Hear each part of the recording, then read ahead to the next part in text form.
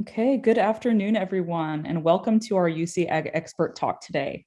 I'm Stephanie Pereira with the UC statewide IPM program. Cheryl Reynolds is also here with us and will help troubleshoot any technical problems. Please also note that this webinar is designed for growers and agricultural pest management professionals. Master gardeners can certainly benefit from participating, but the pest management methods presented, especially any pesticides that are mentioned, are not to be used without a clear understanding of their legal use in home environments. Okay, with that, I want to introduce our speaker. Thank you all for your patience. So Tom Turini is a vegetable crops advisor for the University of California Cooperative Extension in Fresno County. And today he'll be talking to us about managing virus diseases in vegetables. And now I'd like to pass this over to Tom. Tom, you can share your slides. All right, great. So,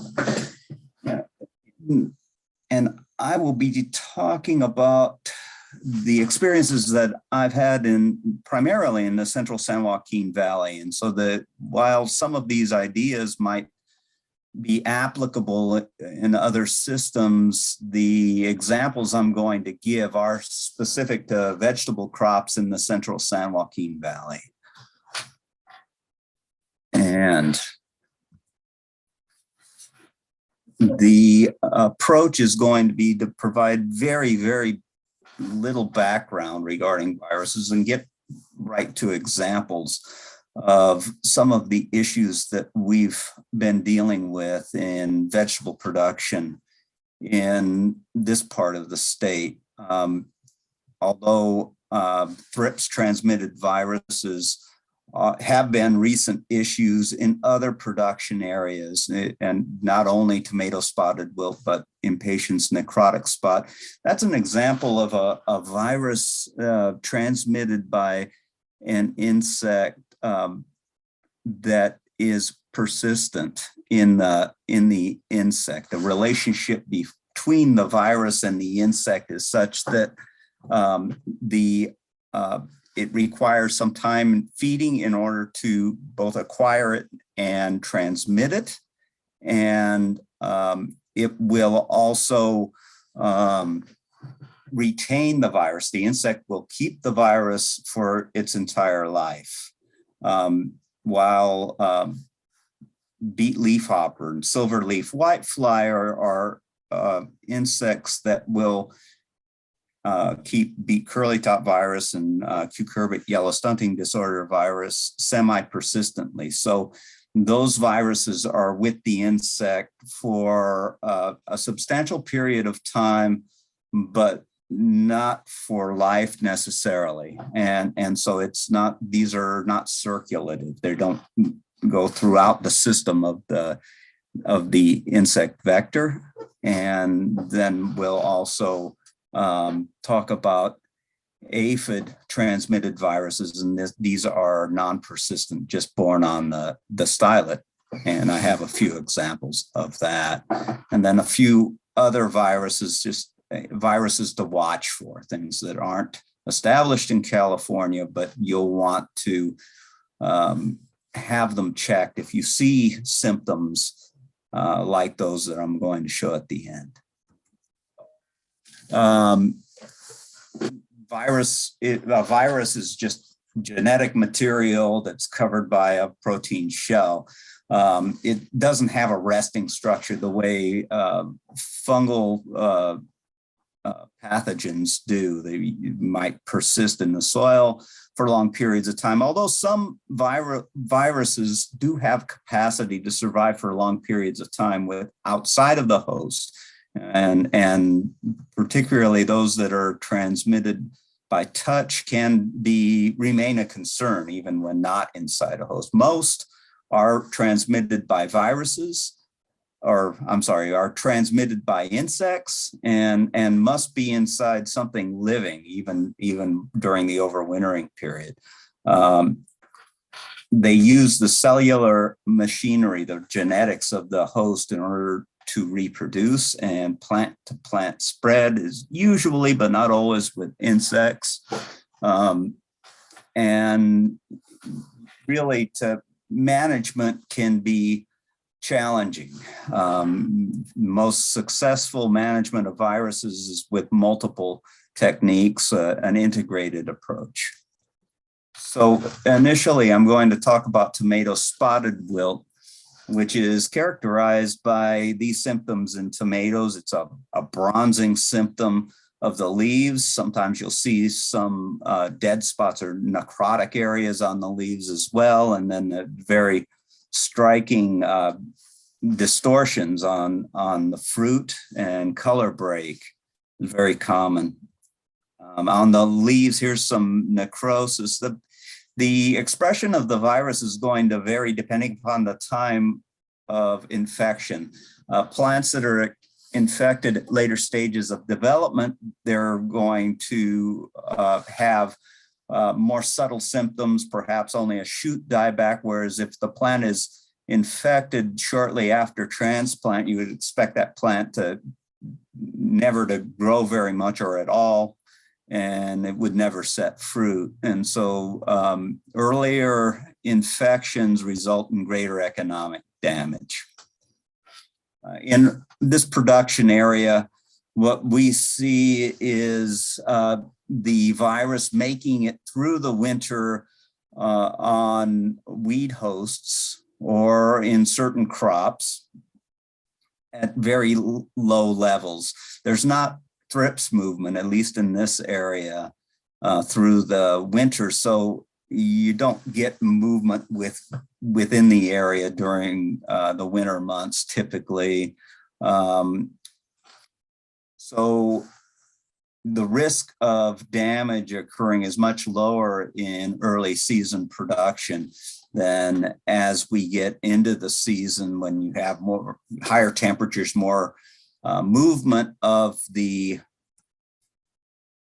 vector, and so as the population densities increase, and particularly in areas where we're growing crops that support the virus, you're just going to amplify that virus in the environment over time. So by the end of the season, your risk of loss is much later.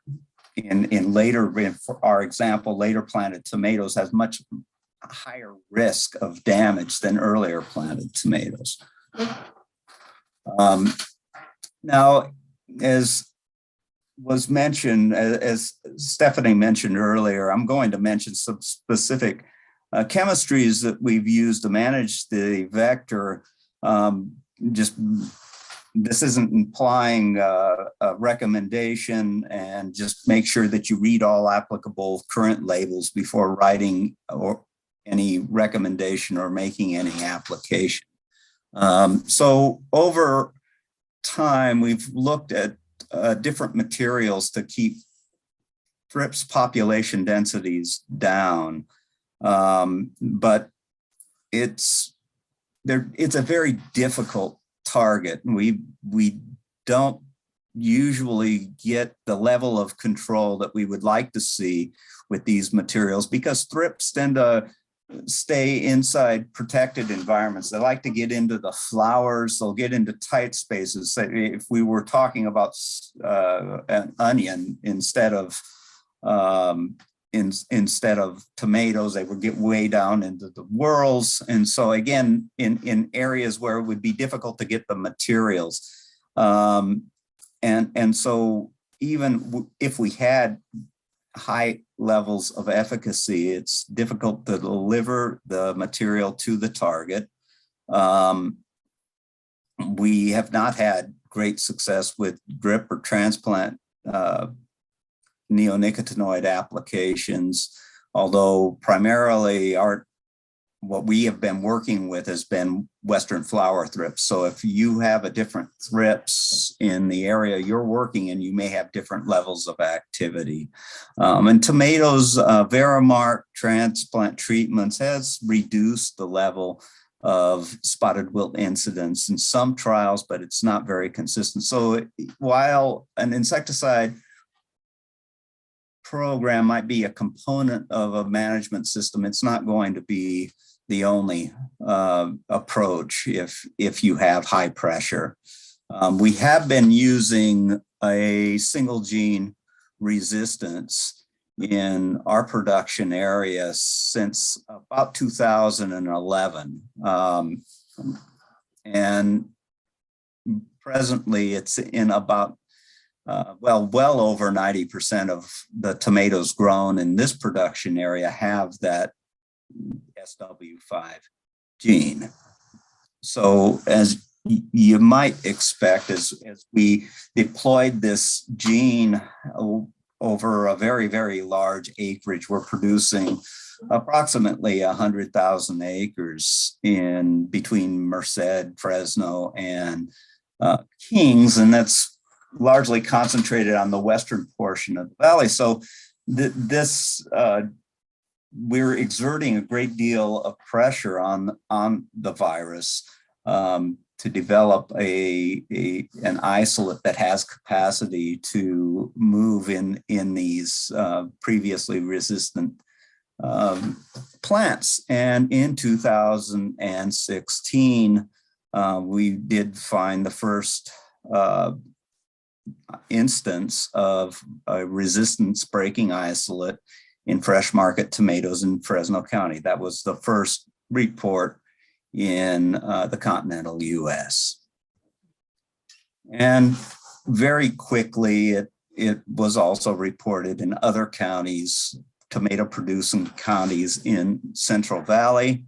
And since then, it's also been reported in the northern San Joaquin Valley, as well as in the Sacramento Valley. So we surveyed weeds in Fresno County from 2017 to 2018, just shortly after that initial report in 2016. And also assessed tomato varieties for relative susceptibility to the virus. There had been some anecdotal observations that some of the varieties were expressing more severe symptoms than others, and the incidence was higher. And then there was testing for the resistance breaking strain as a component of these studies. And so, and immediately as I was going out into these areas where the virus had been reported the previous season, and in late January, early February, we had detected the resistance breaking isolate in some weed species. And so there was evidence that this virus was going to have capacity to survive in the environment, even in the absence of the gene. So it seemed initially, and it has played out to be the case, that this is going to be a persistent challenge for us. And so we found it in sow thistle, and then late season 2017, it occurred again at very high levels. That surveyed again in 2018, didn't detect it in the weeds, but we did in fact detect it in a lettuce crop in western Fresno County. So again, more evidence that it was going to be persistent. And it just continues to be a problem for us, even as we've done some evaluations in varieties in commercial fields, multiple sites over time. We are consistently finding the resistance breaking isolate. 2021, 2020, 2019, we checked multiple varieties in these production fields, and it's consistently been the resistance breaking strain. And it stands to reason, since we've concentrated the use of that gene. And it also has done very well in plants that don't have the gene. So we're selecting for that in our environment, and the gene is no longer functional for us in this production area.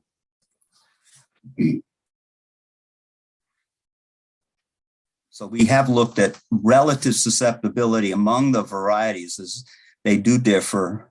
I've worked with a couple seed companies, Ag Seeds and TSNL, and I've evaluated their field trials in commercial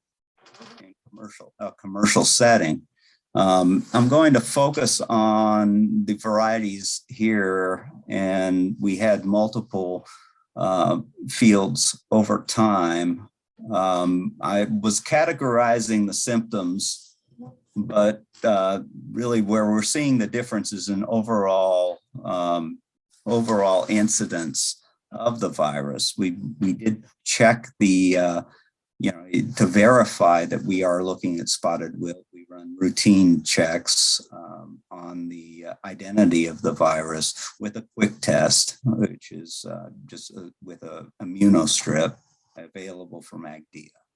And so we found substantial differences among varieties, with those that were expressing lower levels of virus at about 10% of the plants expressing, and up to nearly 30% of the plants expressing tomato spotted wilt virus.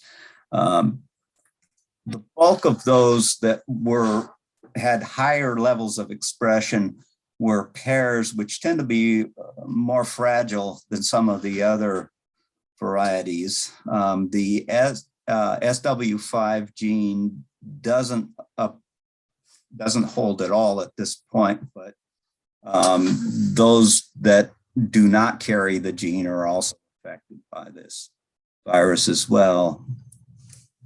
Okay. And so to get a little further into the thrips management, we conducted additional studies this season. And one of the interesting findings was, while, as I mentioned earlier, we were getting some level of activity with a Verimark transplant treatment, it was inconsistent. And in 2021, I looked at the levels of thrips on the plants 2 weeks after transplanting, and we saw a highly significant difference in terms of the number of thrips from those plants as compared to the untreated control. And this is with a technique where we're washing the plants and getting a count from 3 plants per plot. However, when we did the wash again in a week, it was no longer a statistically significant difference. And just to draw attention to what I mentioned earlier, the treatments, the foliar treatments, while there were some numeric differences in the number of thrips because of variability, it didn't separate statistically between those that, and so, again, insecticides are not something to rely on exclusively for control of this virus.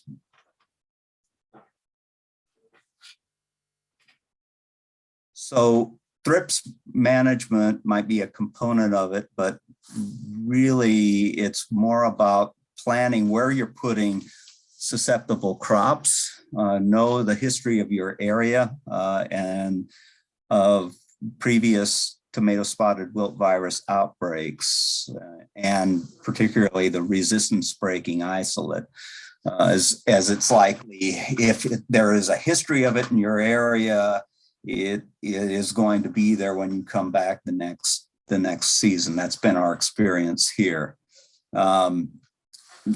Avoid planting tomatoes in areas where there are uncontrolled vegetation near the fields, particularly if they're known hosts. Earlier planted fields would be a better fit than something later in the season, and avoid highly susceptible varieties, and do what you can to manage thrips. Sanitation is important, and recognize what risk you're coming into at the beginning of the season. So we'll go to the next example is beet leafhopper, which transmits the curly top virus. This has been a persistent issue for us in the Central San Joaquin Valley, particularly southern Central San Joaquin Valley. The virus is characterized by these cupped purple leaves. The veins are swollen. On tomatoes, the fruit will be stunted and turn red prematurely.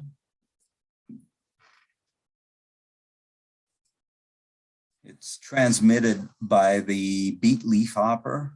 This is the only vector of this virus. There are 4 to 5 generations a season. It's a strong flyer. It is a desert insect. It's favored by warm, dry conditions and has been in this production area for a long time. We have had seasons with heavy migrations of beet leafhopper carrying the virus, where we've had to we've lost entire fields. Estimated hundreds of millions of dollars in processing tomatoes lost in 2013. It overwinters in non-cropped areas in the foothills, but also could be in some elevated areas as well.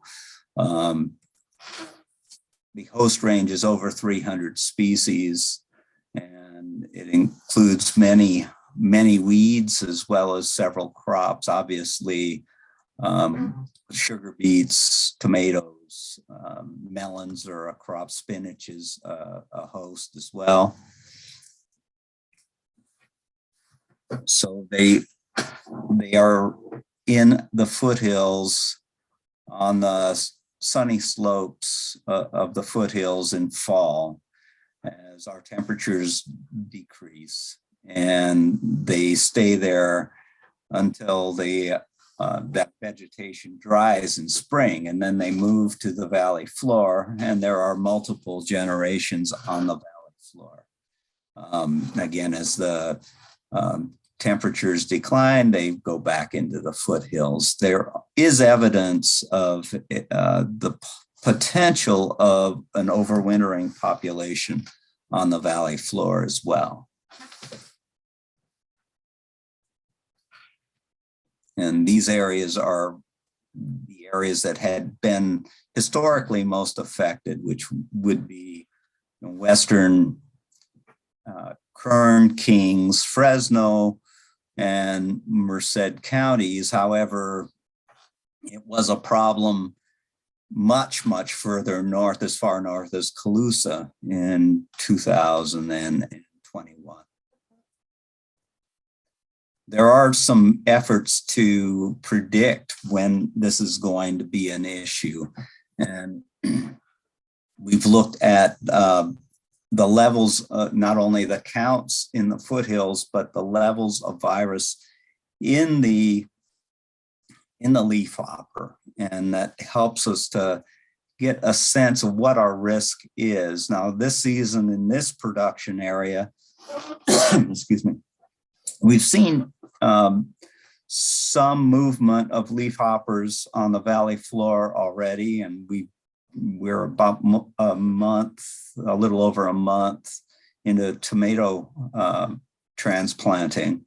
But those that have been tested up to this point have been negative for the virus.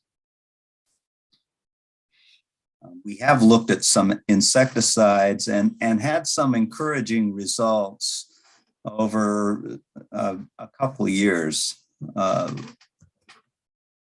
We looked at Verimark as a transplant treatment, as well as rotations of other insecticides and transplant water directed foliar sprays, through drip, combinations of that type of application, and generally found a benefit in terms of the percentage of the plants that were expressing beet curlytop virus. In fact, it was a result that you could see from the edge of the field, and that's not always the case when we're, particularly if you're looking at something like a insect transmitted virus, notoriously difficult to control with insecticides. And in this case, there were differences that we could easily see, and they even translated to differences that were statistically significant in terms of yield, and that's sometimes difficult to quantify. And so the Verimark made a statistically significant difference as compared to the untreated control in this small plot trial. It was interesting in that these are single row plots. So obviously what must have been happening was that it was affecting transmission efficiency, as you know, otherwise we would expect there to be contamination plot to plot if it was just a matter of causing mortality to the vector. So it's just encouraging. And we had additional treatments that we looked at the following season, more combinations, although the neonicotinoids with Admire, Venom, Platinum were a big part of what we were looking at that point in time. And we did see differences in terms of incidence, again, another in 2016 as well. And again, in terms of the yields, we were able to quantify an increase in yields where we had controlled the leaf, or I'm sorry, where we used these insecticide programs.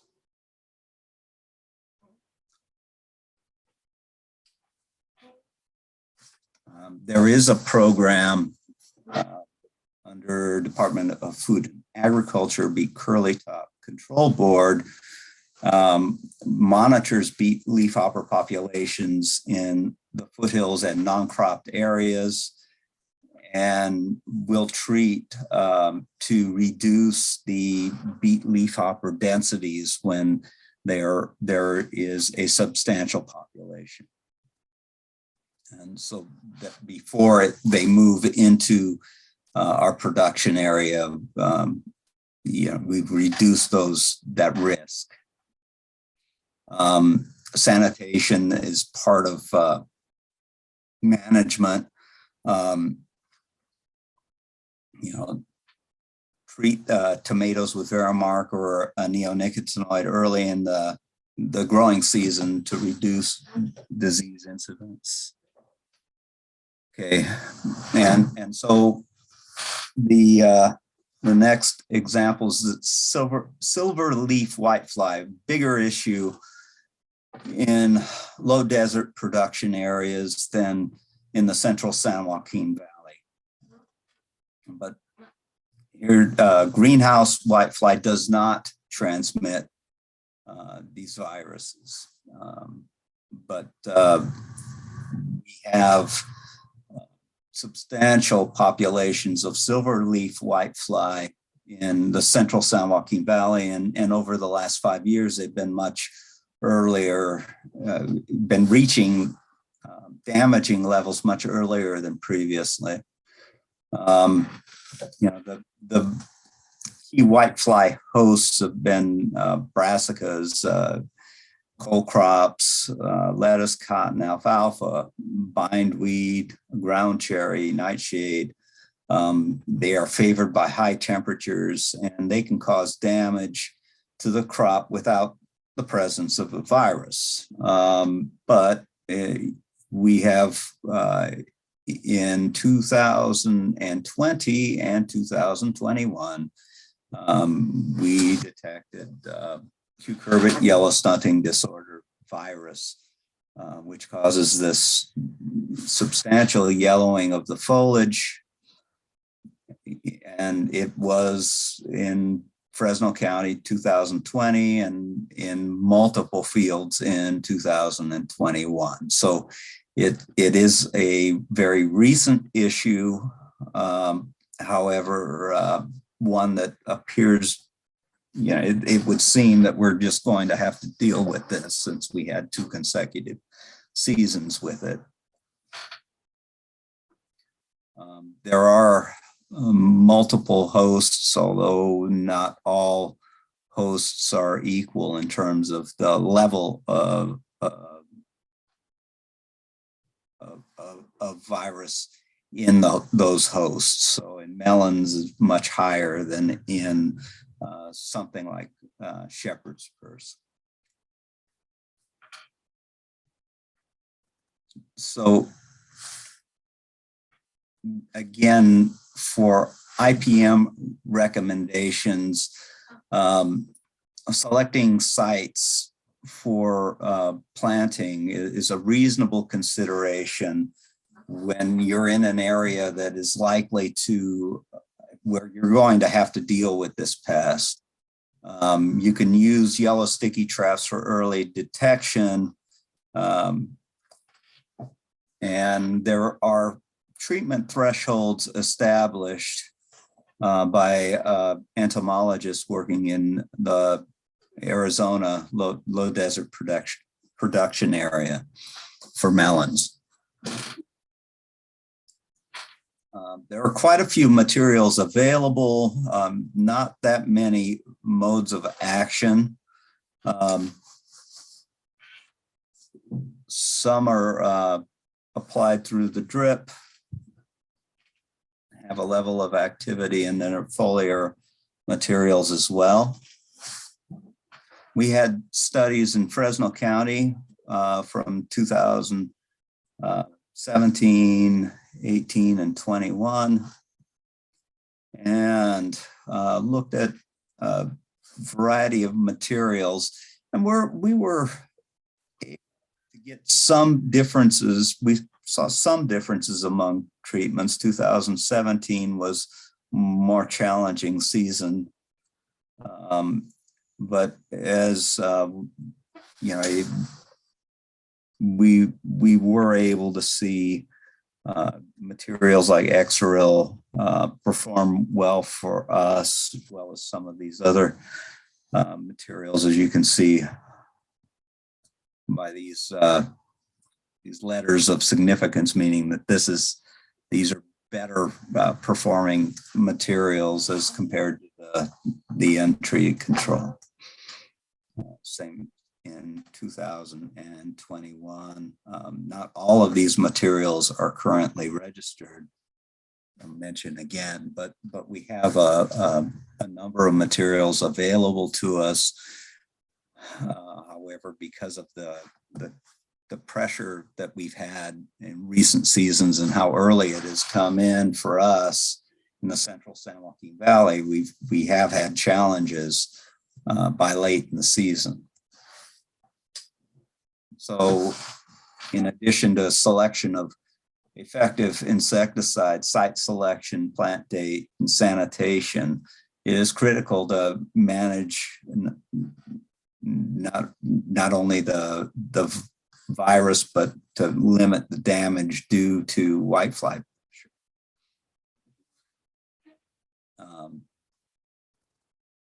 Foliar applications may be needed, and with multiple modes of action to avoid development of resistance to these insecticides in the whitefly.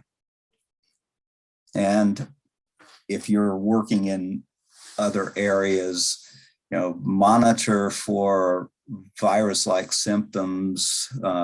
It's critical to know if that's part of what you're going to have to deal with in your area moving forward, as we're seeing more and more issues with silverleaf whitefly.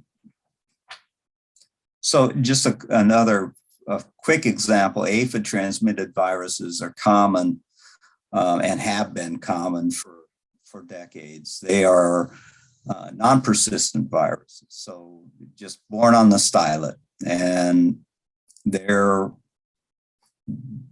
symptoms vary.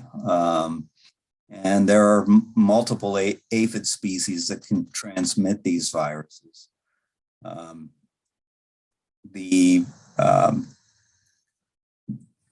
There are watermelon mosaic virus is characterized by this light dark pattern.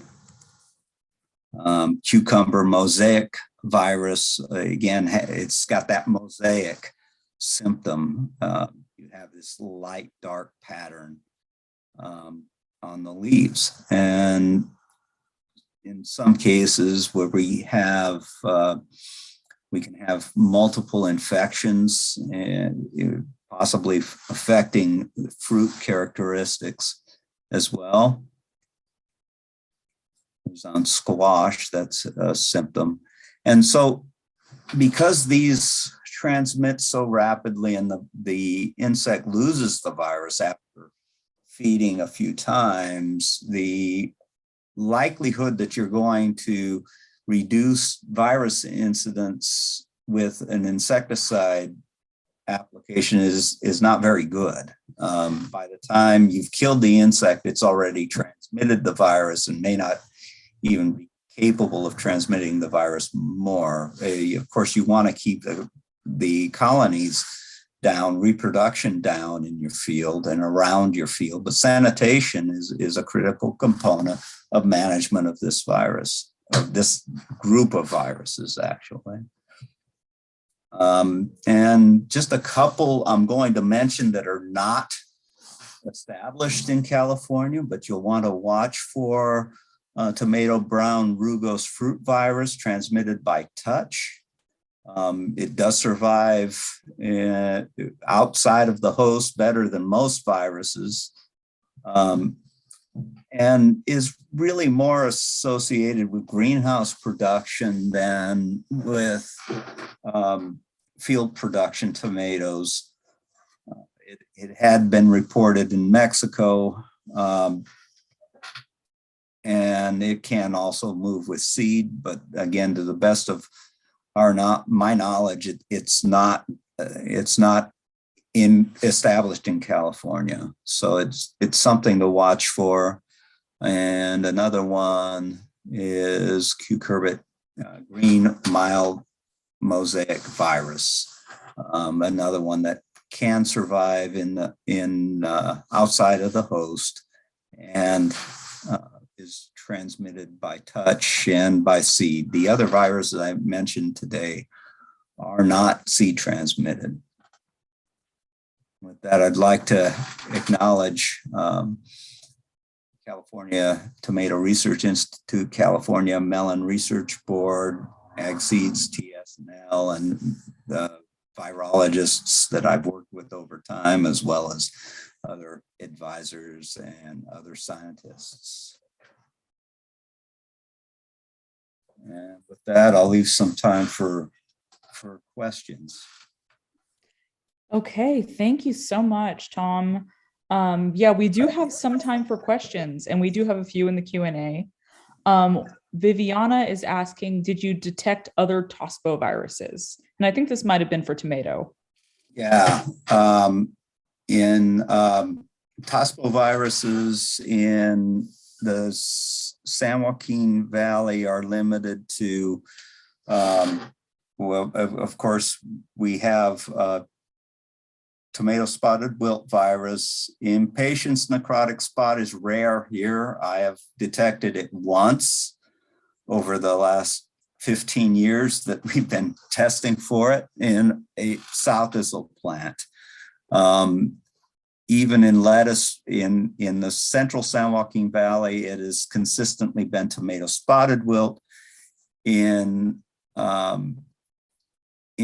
onions, we occasionally see iris yellow spot virus, but it's rare, and only in one circumstance was it severe enough that there might have been economic damage. Okay, thank you. And then we have another question from one of our participants asking if eliminating the nearby overwintering areas for beet leafhopper would provide control. Well, if we could eliminate them, yes, probably so. It's a matter, for practical reasons. I don't think that would be possible because they're overwintering throughout the foothills and certainly some seasons, warmer seasons, and probably even more so moving forward with additional fallow fields on the valley floor as well. So I think it could be extremely challenging. Well, I think elimination is not practical. Well, that is what we're trying to do with the sanitation programs that we're doing. And something else that I should mention now that we're on that topic is elimination of the hosts after we are growing tomatoes is actually something that creates a great deal of problems, because if we are treating the weeds where these vectors are living while we have the crop in the ground, those vectors are going to move when when those weeds die. So you could actually be exacerbating the situation. In some cases, and I know in some cases some growers have done it where they will put a insecticide like malathion or dimethoate with the herbicide, so that you're killing the insects before you've killed the host. All right, thank you. And then we also have another question slightly unrelated to the topic, but it's the last question we have. The person is asking, what's a good treatment for mites on tomatoes? And I'm not sure if you can speak to that or not, but feel free to let us know. It'd be, there aren't that many products that have efficacy. Again, look at the label, but Agromec would be the material that I would use for mite or sulfur. A preventative application of sulfur is very effective against certain types of mite in tomatoes. As was brood mite was an issue for us in some areas, and sulfur is a good approach for that. Okay, so that seems to be the last question that we have. Thank you everyone for coming today. Thank you, Tom, so much for this information. And have a great rest of your day. Thank you for the opportunity. Take care.